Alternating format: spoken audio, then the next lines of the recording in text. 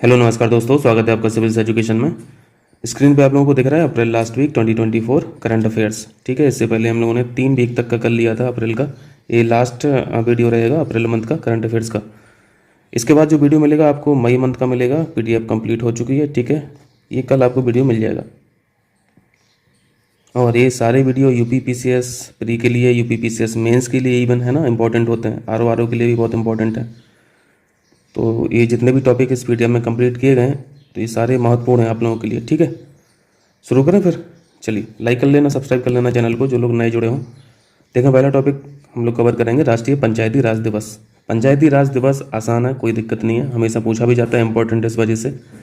लेकिन ये जो पंचायती राज आपको दिख रहा है आज की तारीख में, ये किस कॉन्स्टिट्यूशनल प्रोविजन से आया है? तो ये पॉलिटिकल यहाँ पे जो कंटेस्ट है ये इंपॉर्टेंट हो जाता है, इसी से क्वेश्चन पूछे भी जाते हैं। तो यही सारी चीज़ें हम लोग को देखना है। ठीक है, पहला फैक्ट 24 अप्रैल हो गया। ये सिंपल पंचायती राज दिवस इस तारीख को ऑब्जर्व किया जाता है। 73 कॉन्स्टिट्यूशनल अमेंडमेंट एक्ट हुआ था 1992 में। ठीक है, इसी के माध्यम से ये जो पंचायती राज इंस्टीट्यूशंस हैं, पीआरआईज हैं, इनको संवैधानिक दर्जा मिला।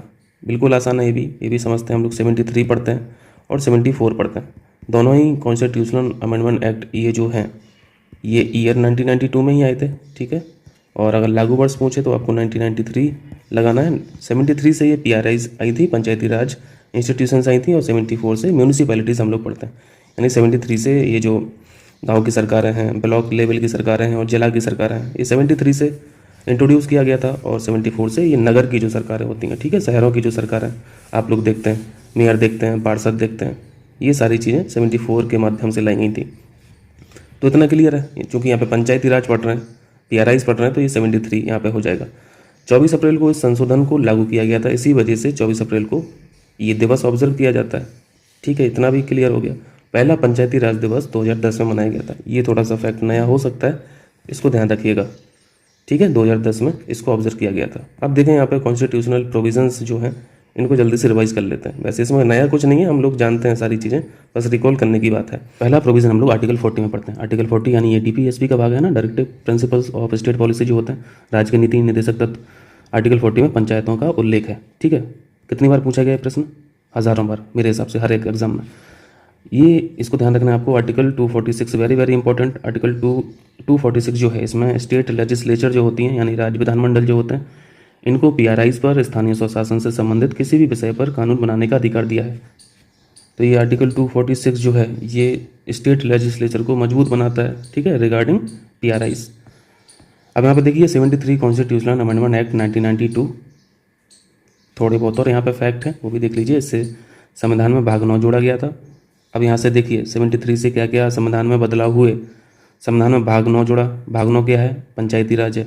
ठीक है, पंचायती राज है भाग 9। ये तो भाग की बात होगी। अगर आर्टिकल के फॉर्म में बात करें तो आर्टिकल 243 जोड़ा गया। ठीक है, भाग 9 में आर्टिकल 243 है और ये अपने आप में बहुत बड़ा आर्टिकल है। आप 243 से 243O तक पढ़ेंगे। ठीक है, इसमें क्या है? इसमें पंचायती राज है, इसमें ग्राम स्तर की सरकारें आपको मिलेंगी, इसमें ब्लॉक लेवल की सरकारें हैं और जिला लेवल की सरकारें हैं। इसी में आपको प्रोविज़न मिलेंगे। आपको स्टेट इलेक्शन कमीशन के प्रोविज़न मिलेंगे, स्टेट फाइनेंस कमीशन के प्रोविज़न मिलेंगे, इसी में रिजर्वेशन वाले प्रोविज़न मिलेंगे। सारे यहाँ पे प्रोविज़न हैं। ठीक है, 243 से 243O तक ये 73 से लाए गए थे, इंट्रोड्यूस किए गए थे। भाग 9 243 और 243 में आर्टिकल कितने हैं? 243 से 243O तक। इसके बाद फिर 243P, वो के बाद क्या आता है? P शुरू हो जाता है। तो 243P से 243ZG है ना, ZG, ये जो है इसमें म्यूनिसिपैलिटीज़ हैं, नगर की सरकार हैं, और इसको इंट्रोड्यूस किया गया था 74 कॉन्स्टिट्यूशनल अमेंडमेंट एक्ट से। और ये अगर भाग की बात करें तो भाग कौन सा है? ये 9A है। ठीक है, ये 9 भाग था, ये 9A है। देखिए इसमें जो इंपॉर्टेंट आर्टिकल है, हम लोग 243D के बारे में अक्सर डिस्कस करते रहते हैं। 243D ये रिजर्वेशन है, SC/ST के लिए सीटों का आरक्षण है। इसी के अंतर्गत कुल सीटों का 1/3 यानी 1/3 हिस्सा सीट है, 1/3 हिस्से की जो सीटें हैं ये महिलाओं के लिए आरक्षित है। और जो अध्यक्ष पद होता है, यानी चाहे वो ग्राम लेवल का हो, चाहे वो ब्लॉक लेवल का हो, चाहे वो जिला स्तर का हो। ग्राम लेवल के अध्यक्ष की बात करें तो उसको प्रधानी बोलते हैं। ब्लॉक लेवल के अगर अध्यक्ष की बात करें तो उसे ब्लॉक प्रमुख बोलते हैं। और जिला स्तर का अध्यक्ष जो होता है वो जिला पंचायत अध्यक्ष होता है।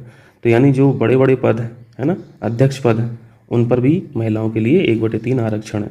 ठीक है, वो इसी में इंक्लूड हो जाता है। तो ये 1/3 हम लोग महिलाओं का रिजर्वेशन देखते हैं 243D में। 243 भी बहुत इंपॉर्टेंट है, राज्य का वित्त आयोग है यहाँ पे, ठीक है, फाइनेंस कमीशन।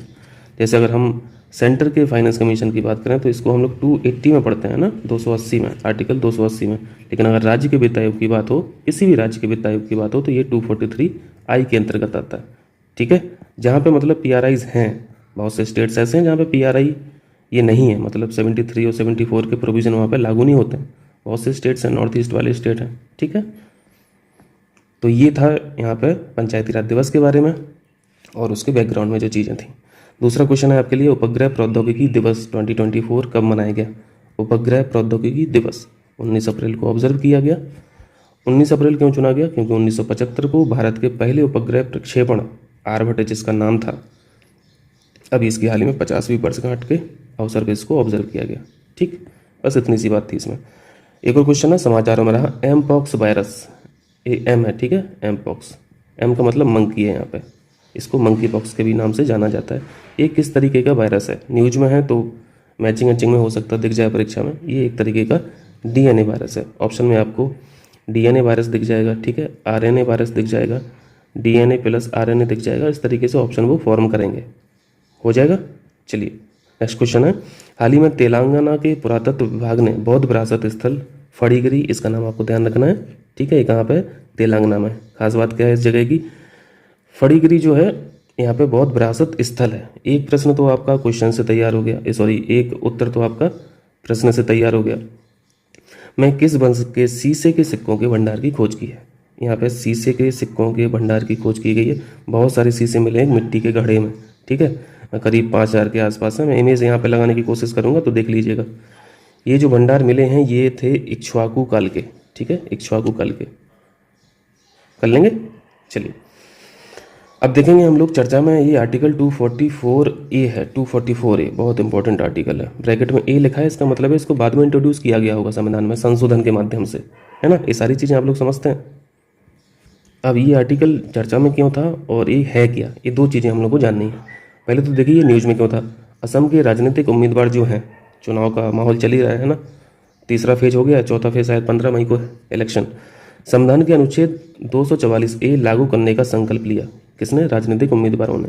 संकल्प लेने का मतलब है कि ये जो उम्मीदवार हैं ये ऐसा क्लेम कर रहे हैं कि हम इस क्षेत्र को, यानी दिफू लोकसभा क्षेत्र की बात हो रही है, यहाँ पे हम स्वायत्ता लाएंगे। स्वायत्ता की मांग इस क्षेत्र में 1950 से ही चली आ रही है। तो ये स्वायत्ता क्या है?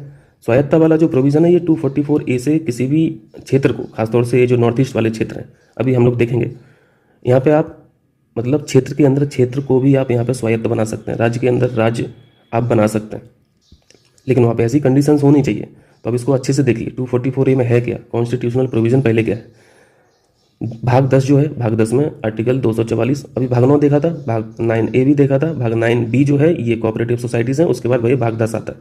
भाग 10 में ये अच्छे से समझ रहे होंगे भाग 10 क्या है, जल्दी से कमेंट करके बताइए, उसी के हम लोग सब क्लॉज पढ़ रहे हैं।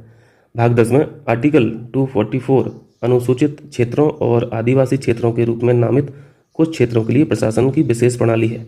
इतनी बात समझ में आई। 244A में क्या है, यहाँ पे शेड्यूल एरिया जो है और ये आदिवासी जो क्षेत्र है, यहाँ पे इन क्षेत्रों का शासन एक विशेष प्रणाली के माध्यम से होता है। इस अनुच्छेद को 22वें कॉन्स्टिट्यूशनल अमेंडमेंट एक्ट 1969 के माध्यम से जोड़ा गया, ठीक है। 2 फैक्ट हो गए। यह अनुच्छेद संसद को ऐसे क्षेत्रों में स्वायत्त राज्य स्थापित करने के लिए कानून बनाने की अनुमति देता है। ये आपके लिए जानना जरूरी है कि इस आर्टिकल के तहत होता क्या है। ये संसद को ऐसी शक्ति देता है आर्टिकल कि आप स्वायत्त राज्य वहाँ पे स्थापित कर सकते हैं, ठीक है। अब देखिए, और जब हम लोग यहाँ पे नॉर्थ ईस्ट का कुछ भी कॉन्स्टिट्यूशनल प्रोविज़न देखते हैं तो शेड्यूल 6 जरूर याद आता है, क्योंकि अनुसूची जो 6 है ये खासतौर से किन के लिए है, ये ATM मशीन के लिए है। ATM मशीन यानी ये जो 4 राज्य हैं, 4 राज्य हैं, यहाँ पे बहुत सारे क्षेत्र ऐसे हैं, जनजातीय क्षेत्र ऐसे हैं, आदिवासी क्षेत्र ऐसे हैं जहाँ पे कुछ जिलों को स्वायत्त जिलों के रूप में नामित किया गया है, ठीक है। और ऐसे राज्य कौन कौन से हैं? असम, A का मतलब असम है, T का मतलब त्रिपुरा है, एक M का मतलब मिजोरम है और दूसरे M का मतलब मेघालय है, ठीक है। यहाँ पे लिखा हुआ है असम, त्रिपुरा, मेघालय और मिजोरम के जनजातीय क्षेत्र स्वायत्त जिलों के रूप में नामित हैं। किसके माध्यम से? शेड्यूल 6 में ये वर्णित है। तो ये जो स्वायत्त जिले लिखे हैं ये किस वजह से आए हैं? ये इसी की वजह से आए हैं, 244 सब आर्टिकल A, ठीक है। 244 में है ना, ये लिखा है ना कि आप किसी भी क्षेत्र को स्वायत्त जिला आप वहाँ पे घोषित कर सकते हैं। तो वही बात शेड्यूल 6 में भी है और वही बात 244A में भी है। ठीक है, तो ये आपको क्लॉज याद रखना है कि इसमें है क्या। अब देखिए, ये जो नॉमिनेशन हो रहा है ऐसे क्षेत्रों को कौन स्वायत्त जिला घोषणा करेगा? ये राज्यपाल इन जिलों का पुनर्गठन कर सकता है। ठीक है, ये राज्यपाल वाली बात याद रखना है। ये जो स्वायत्त जिले हैं इनको एक तरीके से स्पेशल प्रिविलेज दिया गया है ना। और किस वजह से दिया गया है? ये उनकी भौगोलिक स्थिति के वजह से दिया गया है, उनकी संस्कृति की वजह से दिया गया है, उनके रहन सहन के तरीके से दिया गया है। ठीक है, और जो भी जिला 6th शेड्यूल के तहत या फिर 244 सब आर्टिकल ए के तहत स्वायत्त जिला घोषित हो चुका है, उसका मतलब है कि फिर वहाँ पर संसद और राज्य विधानमंडल के जो एक्ट हैं, अधिनियम हैं, ये डायरेक्टली लागू नहीं होते हैं। ठीक है, इसलिए तो प्रिविलेज है, स्पेशल प्रिविलेज है। क्लियर है? चलिए देखिए नेक्स्ट क्वेश्चन समाचारों में रहा, स्वर्ण उद्गार करने वाला ज्वालामुखी कौन सा है? ये क्वेश्चन अभी पूछा था टेस्ट नंबर 3 में, दृष्टि IAS की जो UPPCS की टेस्ट सीरीज है साइंस का। अभी मैंने वीडियो अपलोड किया है कुछ देर पहले, उसको देखिएगा। उसमें एक क्वेश्चन पूछा है आपसे, होमवर्क में पूछा था। ठीक है, तो उस होमवर्क का आंसर यहाँ पे मैं दे दे रहा हूँ। स्वर्ण उद्गार करने वाला ज्वालामुखी कौन सा है? Mount Erebus. माउंट एरेबस कहाँ पे है? ये अंटार्कटिका में है। मैं इमेज लगाऊंगा, नहीं मैं इमेज बनाया हूँ। ठीक है, लगाने की ज़रूरत नहीं है। इसमें ये स्वर्ण कैसे उद्गार हो रहा है? गैस के फॉर्म में हो रहा है, क्रिस्टलाइज गैस के फॉर्म में रिलीज हो रहा है। प्रतिदिन 80 ग्राम, 80 ग्राम तो बहुत होता है भाई। और एक तोला की कितनी कीमत है? एक तोला का मतलब है 10 ग्राम। ठीक है, तो 8 तोला हो गया। तो 80 ग्राम क्रिस्टलीकृत सोने से युक्त गैस बाहर निकलती है माउंट एरेबस से। ठीक है, और ये धूल और ये गैस बहुत दूर दूर तक जाती है। फैक्ट क्या है? अंटार्कटिका पर माउंट एरेबस और डिसेप्शन आइलैंड, इसको भी ध्यान रखना है। ये दो ही वोल्केनो ऐसे हैं जो एक्टिव हैं तो बहुत। अंटार्कटिका पर सैकड़ों वोल्केनो हैं, लेकिन यहाँ पे एक्टिव की बात हो रही है ना, तो एक्टिव माउंट एरेबस है और डिसेप्शन आइलैंड ये सक्रिय ज्वालामुखी है। ठीक है, वैसे भी सिंपल मैचिंग में पूछा जा सकता है कि डिसेप्शन आइलैंड है कहाँ, माउंट एरेबस कहाँ है, लगा देना। ये मैं मैप यहाँ पे बनाया हूँ। अंटार्कटिका आपको दिख रहा है कॉन्टिनेंट, आइस सेल भी दिख रही है। आइस सेल यहाँ पे देखो, ये जो लोकेशन है ये माउंट एरेबस की है और डिसेप्शन आइलैंड इस कोने पे बिल्कुल ये वेस्ट में दिख रहा है, ये साउथ पोल आपको दिख रहा है। ठीक है, लोकेशन याद रहेगी।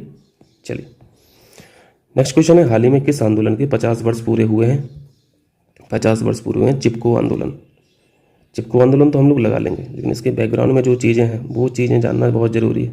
बहुत सारी चीज़ें हम लोग को पता भी नहीं है, यहाँ से हम लोग सीख लेंगे। देखें चिपको आंदोलन में क्या है।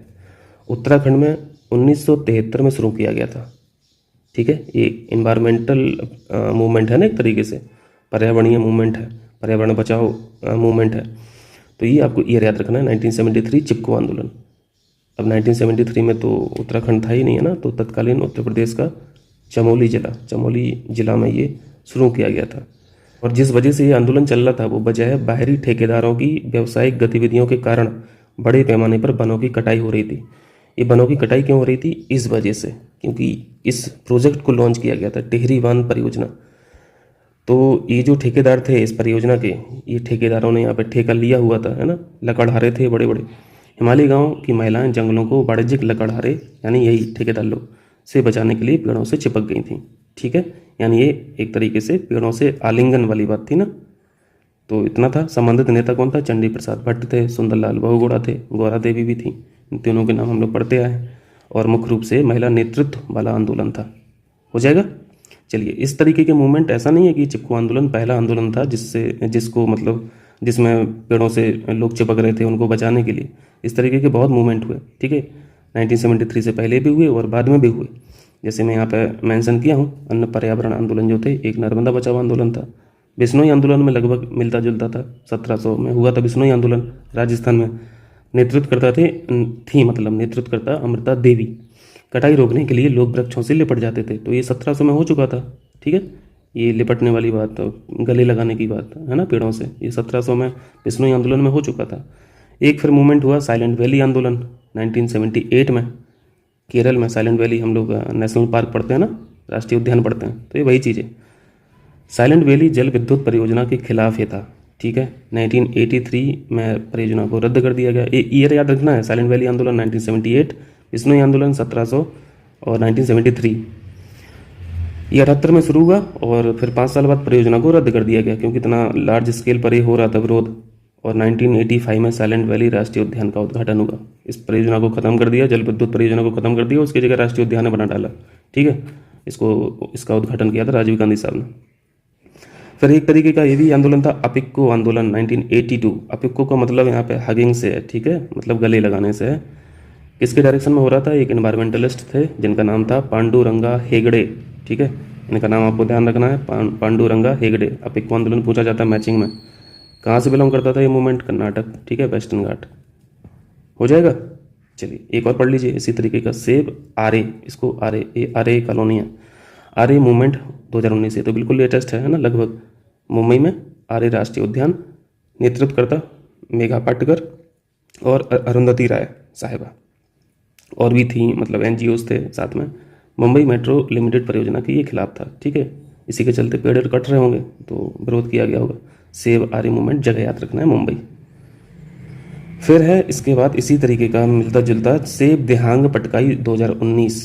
पंगा क्या था? राष्ट्रीय वन्य जीव बोर्ड जो हम लोग पढ़ते हैं ना, नेशनल वाइल्ड लाइफ बोर्ड, इन्होंने क्या किया, इन्होंने इस अभ्यारण्य में खनन की अनुमति दे दी, ठीक है, लार्ज स्केल पर माइनिंग होने लगी, और ये सरकार ने ही किया था माइनिंग का ऑर्डर, है ना।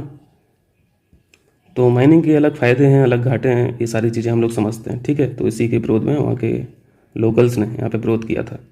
तो ये पर्यावरण से संबंधित आंदोलन हम लोगों ने सीखे। हो जाएगा। अब जो भी आएगा अपना लगा देना। कीजिए क्वेश्चन, हाल ही में पड़ता बेट, एक नाम है पड़ता बेट, 5200 साल पुरानी हड़प्पा सभ्यता की खोज की गई है। किस राज्य में स्थित है? ये जगह पूछा है, ठीक है, पड़ता बेट। और ये है क्या? हड़प्पा सभ्यता, पुरानी हड़प्पा सभ्यता। यहाँ पे कुछ साक्ष्य मिले होंगे, ठीक है, ये मिला है गुजरात में, ठीक है, पड़ता बेट गुजरात में। चलिए, ये बहुत इंपॉर्टेंट क्वेश्चन है, इसको आप एग्जाम में देखेंगे ही देखेंगे, ठीक है। मियाँ बाकी विधि क्या है? क्योंकि अभी हाल ही में पीएम मोदी ने इसकी चर्चा भी की है मन की बात में, और इसके अलग मतलब उपयोग हैं, ये अलग इसका इम्पोर्टेंस है पर्यावरण की दृष्टि से, वो यहाँ पे पढ़ेंगे तो आपको समझ में आ जाएगा। एक जापानी विधि है। क्या हो रहा है इसमें? इसमें एक सीमित स्थान पर, सीमित बंजर स्थान पर घने शहरी वनों को स्थापित किया जाता है, और बहुत कम समय में, ठीक है। और सबसे अच्छी बात है, इसके की पॉइंट्स में हम लोग पढ़ेंगे कि इस विधि से सबसे बड़ा फायदा क्या हो रहा है। वनस्पति वैज्ञानिक हैं अकीरा मियावाकी, इन्हीं के नाम पर इस मेथड का नाम है, विधि का नाम है। खासतौर से है क्या? ये वृक्षारोपण विधि है, ठीक है, इसी के पायनियर है।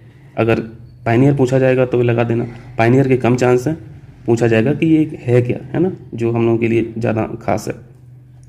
इस पद्धति से बहुत कम समय में जंगलों को घने जंगलों में परिवर्तित किया जा सकता है। ये कितना अच्छा फैक्ट है ना, कितना अच्छा ये एप्लीकेशन है इस विधि का। की पॉइंट्स क्या हैं? इस विधि से पेड़ स्वयं अपना विकास करते हैं, वेरी वेरी इंपॉर्टेंट। पेड़ स्वयं अपना विकास करते हैं, 3 वर्षों में ही अपनी पूरी लंबाई को प्राप्त भी कर लेते हैं। तो इतने कम समय में पेड़ पूरा अपनी लेंथ को अचीव कर ले रहा है ना। फर्टिलाइजर्स हुए, वाटर हुआ आदि का नियमित रख रखाव आवश्यक नहीं होता इसमें, यानी स्वयं ग्रो होते हैं यहाँ पे पेड़ इस विधि से। तो खास तो है ना इस विधि में, पूछा जा सकता है मियावाकी विधि। तो इतना था ये लास्ट वीक का करंट अफेयर्स हो गया। जो बहुत इंपॉर्टेंट टॉपिक होते हैं मैं उन्हीं को कवर करता हूँ, जो पीसीएस में पूछे जा सकते हैं मैं उन्हीं को कवर करता हूँ, ठीक है। और ऐसे टॉपिक रहते हैं जो आपको मुख्य परीक्षा में भी हेल्प करे, तो उनको देखा कीजिए, स्किप मत किया कीजिए, ठीक है। टाइम लगता है बनाने में, समय लगता है, समय देना पड़ता है अच्छा खासा। और बाकी ये चीज़ें करते रहें, ठीक है, ताकि हमें भी थोड़ा बहुत हिम्मत मिलती रहे। मिलते हैं फिर अगले वीडियो में। Thank you.